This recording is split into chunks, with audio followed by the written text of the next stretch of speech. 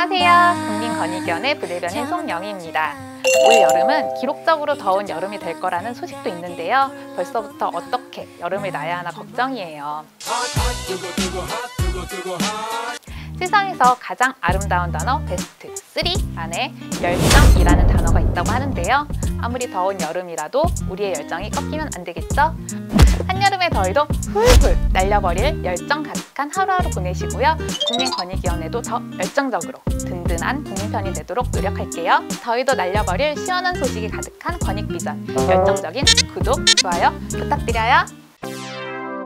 우리나라의 예산 투명성은 세계 11위, 예산 과정에 대한 국민 참여도는 세계 1위, 당시는 세계 3위라고 하는데요. 국제예산협의체가 5월 30일에 발표한 열린 예산 조사 결과에서 우리나라의 예산 분야 투명성이 이렇게 높은 것으로 나타났어요. 국제예산협의체는 1997년 설립된 비영리 단체로 세계 각국의 학계 및 시민사회 등으로 구성됐고 미국 워싱턴, 뉴질랜드, 남아프리카, 케냐 등의 사무소를 두고 있는 단체인데요.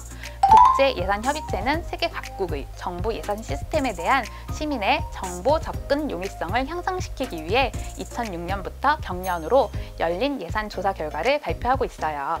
열린 예산 조사 결과에서는 정부 예산 편성의 적절성과 예산 통제 시스템 구축 여부, 시민 참여 기회 제공 여부, 의회와 사법부의 예산에 대한 감시 기능 정도를 측정하고 있는데요. 국제예산협의체는 이번 조사 결과에서 대한민국이 참여 예산 집행에 있어 중앙정부 차원의 시민참여예산위원회 운영 등을 통해 국민, 시민사회, 공무원이 협력하고 접근 가능성을 높이는 등 두각을 나타내고 있다고 하면서 예산의 개방성 및 공공 데이터 사용 확대를 위한 노력의 최전방에 있는 국가라고 평가했어요.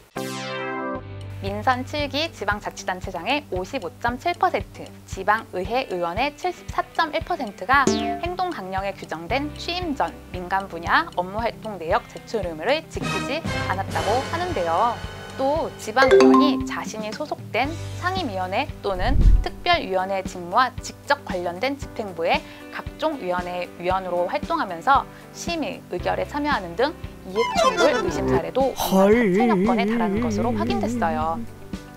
국민권익위원회는 지난 2월부터 전국 243개 지방자치단체 및 지방의회를 대상으로 민선 7기 지방정부가 출범한 2018년 7월부터 지난해 12월까지의 행동강령 운영 실태 점검을 실시했는데요.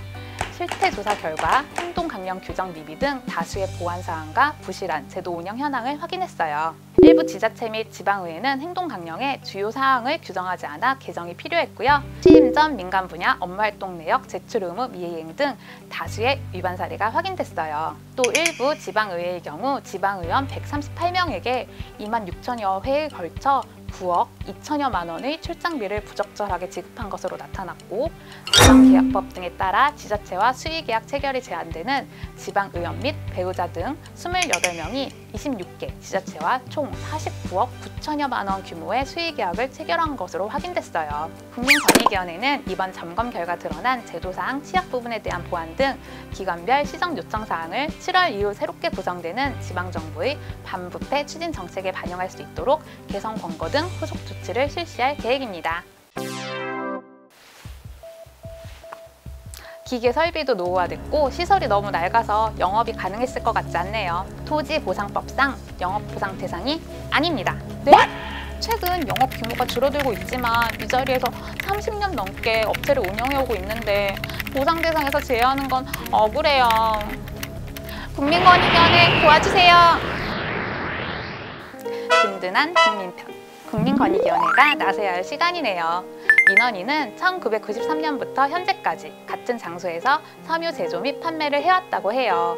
그런데 2020년 민원인의 영업장소가 공원 조성 사업에 편입됐고 민원인은 사업 시행자에게 토지보상법에 따라 영업행위에 대해 보상해달라고 요구했다고 해요. 그런데 사업 시행자는 민원인의 영업장소가 낡은 기계설비나 오래된 자재 등을 보관하는 창고로 활용되고 있을 뿐 영업을 하는 곳은 아니라며 보상을 거부했어요. 국민권익위원회에서 확인한 결과 영업 설비가 오래되긴 했지만 직물 재단 및 포장 기능을 하는 등 영업이 충분히 가능하다는 사실을 확인했어요. 또 세금계산서, 택배 발송 내역, 원천징수, 이행상황 신고서 등을 통해 민원인이 사업 인정 고시일 이전부터 직원을 고용해 영업을 지속적으로 해오고 있는 것을 확인했어요. 국민권익위원회는 이러한 점들을 종합해 민원인을 토지보상법상 영업보상 대상자에 포함하도록 사업 시행자에게 권고했습니다.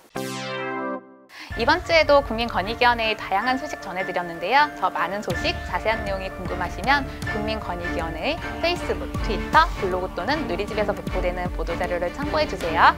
지금까지 국민권익위원회 부대변인 송영이었습니다. 감사합니다.